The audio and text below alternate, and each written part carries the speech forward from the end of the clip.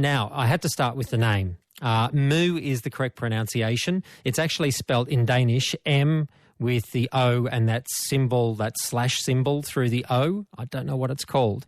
But anyway, it is pronounced Moo, and I had to find out where the name came from. It comes from, it's my initials because my name is, as you said before, Karen Marie Ørsted.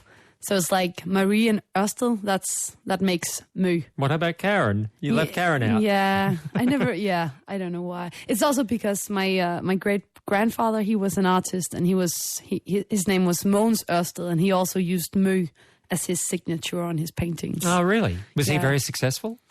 Well, he was not like a very popular one, but he was, he was good, yeah. Okay.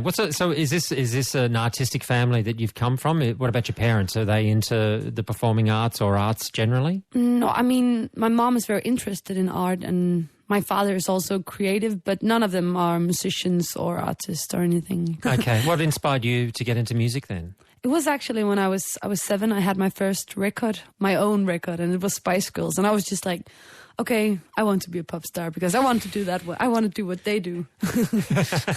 And the Spice Girls was a life-changing moment for you. Yeah, well, I guess it was. At that time, as a 7-year-old girl, the Spice Girls just really appealed to me. Like, oh, yeah, I thought that they were talking to me, in a way. Like, it was just so appealing for a young girl, like these 5 strong women, like, it was so easy to relate to. And I was just, okay, I just want to do what they do. So from the age of 7 onwards, were you always singing? Were you always dancing? Were you always kind of getting into something along those lines? Yeah, well, from when I was 7 and I decided I wanted to be a pop star, was just because my parents at that time inherited this piano from my great-grandmother, but none in the family could play it. So I was just, okay, now when I've decided to be a pop star, I have to start making songs, And so I just started to play on this piano and started to write songs. Then, then I became very addictive to writing music because it suddenly became my platform for expressing myself.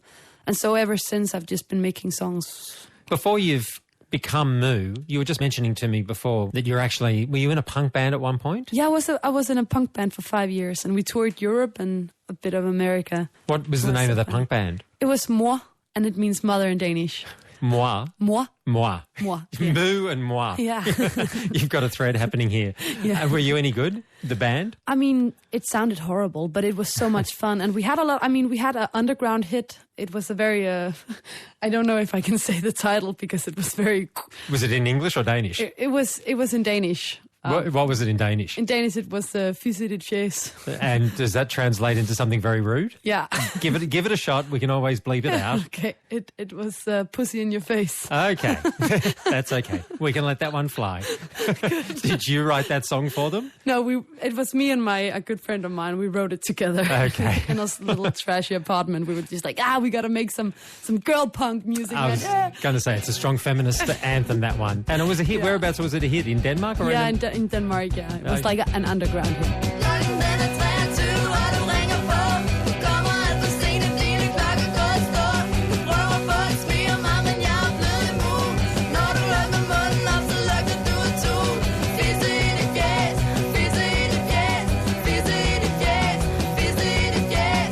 Very different though, because you're making pop music now as opposed to the sort of punk music before. Like I said, it was very trashy and very, very DIY, but we just had so much fun doing it.